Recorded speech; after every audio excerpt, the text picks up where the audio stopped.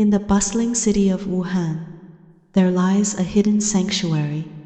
Its owners are a couple with deep Buddhist roots, who lived in Nepal and Bhutan for years to seek the true nature of life.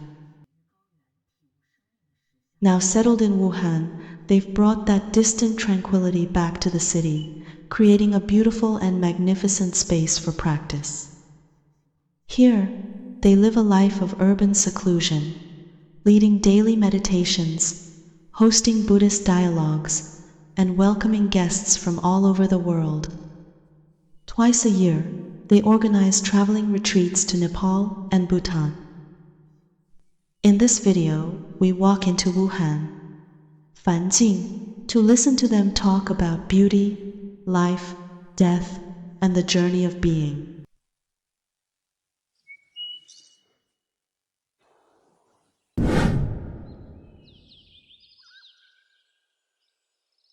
The world began in silence. When we return to that silence, we perceive everything.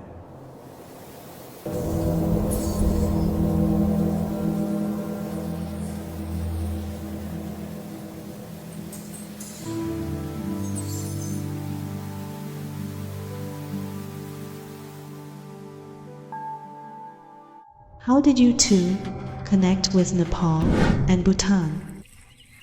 For me, it started with my journey into art. I was fascinated by Thangka art and the craft of making statues from the very beginning. Nepal is the birthplace of these arts. 20 years ago, I first set foot there and eventually stayed for 7 years. Its spiritual lineage, culture, and art have deeply nourished me. That was the beginning of my fate with Nepal and the Himalayas.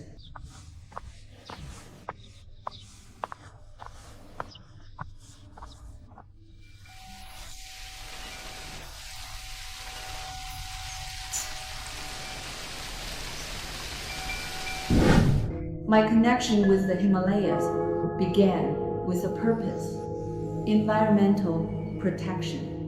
I have always possessed a deep passion for mountain climbing. Coming from an art background, I loved venturing into the wild to seek creative inspiration, drawn by an irresistible longing for the high plateaus. Back then, my experience with high altitudes was close to none. You could call it pure luck, or perhaps a quiet grace from above that granted me the perfect opportunity. For my very first climb, I found myself ascending Mount Everest, reaching 7,200 meters. It was an immense, staggering altitude. Looking back, maybe it was the beautiful innocence of youth, a fearless, hot-blooded yearning for the highlands, and an insatiable curiosity for its mystical culture that carried my steps forward. Today, as I reflect on that journey, I know it wasn't chance. It was a destined arrangement. Back then, the technology and preparations weren't nearly as widespread or advanced as they are today, were they? Oh yes, and it taught me a profound reverence for nature. In fact, it was a blessing. Tony is the co-founder of Jing and the spiritual anchor who holds the vision in place. Well, labels aren't really for me. I'm just a simple observer, perceiving the world and sharing it in my own way. Over a cup of tea, a leisurely talk, or even in the silence, we seek nothing but a moment of true connection.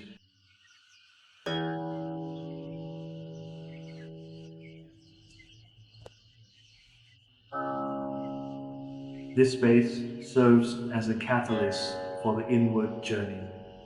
Words and thoughts are limited. They cannot carry us to the ultimate reality. We must transcend all obstacles and let go of our attachments to see clearly. Here at Fanjing, we try to cultivate a field for deep contemplation, a realm of stillness and profound insight, which often begins with letting go of the illusions we once held as truth.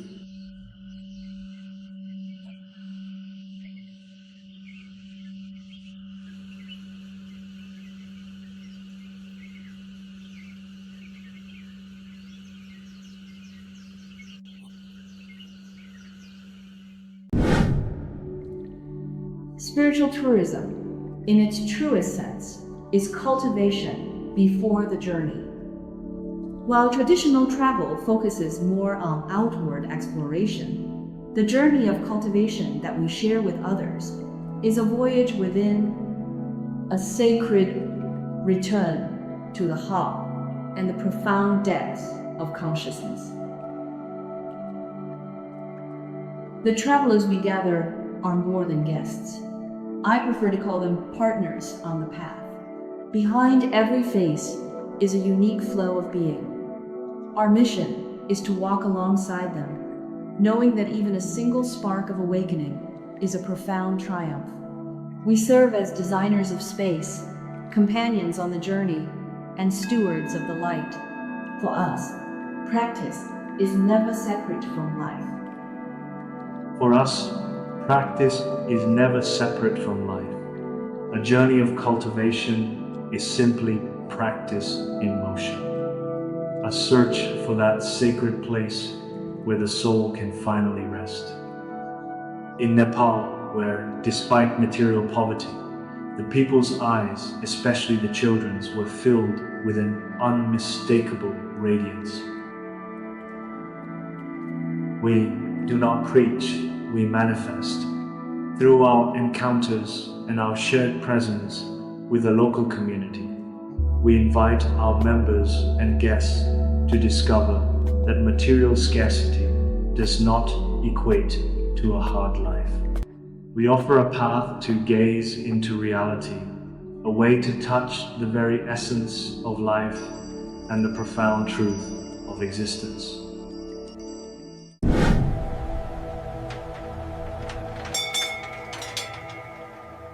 Why Nepal and Bhutan?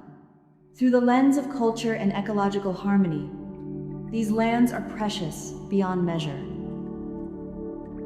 Bhutan, a world-renowned pioneer in low-carbon living, cherishes the delicate balance of our ecology. It is not that they lack access to the modern world. They simply choose not to accumulate. Instead, they consciously practice subtraction, protecting and inheriting a timeless bond between humanity and nature. Internally and to the world, Bhutan defines itself through gross national happiness, placing the spirit at the heart of development. Why are they so joyful? And where does the root of this happiness lie? In a day and age where true happiness is rarely discussed, we pose this inquiry to those who walk alongside us. We are simply facilitators, companions, and stewards on this path.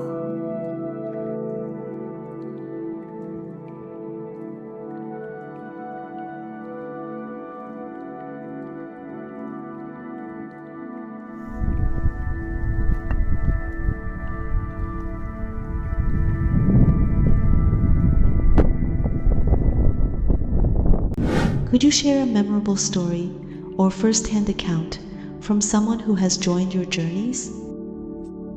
One year, our journey centered on crossing the threshold of life and death.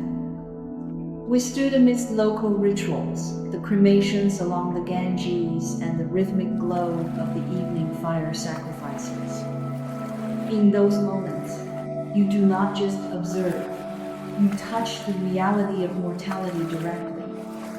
It is a vivid, visceral encounter that resonates most deeply when life later brings its greatest trials. One of our fellow travelers who, not long after returning home, faced a devastating life crisis. She lost her husband in a sudden accident. Despite the weight of grief, she didn't lose herself.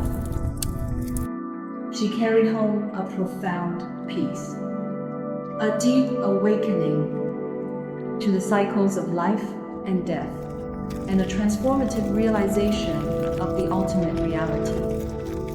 It was this inner light that guided her through her darkest days. The cultivation we do on the road isn't just for the good times. It's the spiritual food that keeps us whole when life becomes almost too much to bear. During your travels, have there been unexpected crises or challenges that really put your equanimity to the test? Yes, countless. We have often stood in the winds of impermanence. Once, a retreat hotel we booked months in advance had to close its doors due to an unexpected drainage crisis. They canceled our booking just 5 days before our arrival. We had over 30 people flying in from all over the world, suddenly with nowhere to stay. Another time, a guest's simple oversight led to a brush with the law at the sacred Tiger's Nest temple. We were even escorted to the police station. These moments were like sudden, crashing waves. But as practitioners, we met them with equanimity. We didn't just handle the situation. We resolved everything peacefully and made sure everyone felt at ease in the end. We embraced these accidents and unexpected challenges as the path itself. Life is a vast journey of ceaseless change and impermanence, and the unexpected is simply the nature of existence. How one meets these challenges is their essential cultivation. Many lose their center when the storm hits. They become entangled in the eye. But the practitioner knows that a crisis is a gateway, a chance to transform obstacles into a blessing for all beings. Your travel group often witnesses members from different countries and different cultural backgrounds. They travel together, breathe together, meditate together. In that environment, is it natural to have a kind of transcendence experience of resonance across borders and cultures? This topic, it's actually quite a profound one. In today's international environment, we often see more confrontation than connection. But through my own years of practice, I've become more and more convinced there is a wisdom that can help us transcend racial and national prejudice. The Himalayas are a pure field of energy, a Buddha field, where the weight of the small self falls away. In that stillness, it is easy to see our shared essence. It is a place of oneness, the longing for joy, the return to the source, and the harmony of all life. These are the universal threads that bind us. These nations guard the spirit of humanity with their very soul. We use these travel studies as a skillful means to immerse ourselves there and then return to the red dust of the mortal world to manage the mundane, creating that same energy field wherever we are. Our hope, through our meager efforts and personal practice, is to break down these barriers as much as possible. We want to give people the opportunity to step out of the huge self, to integrate with nature, return home, and ultimately to return to our true selves.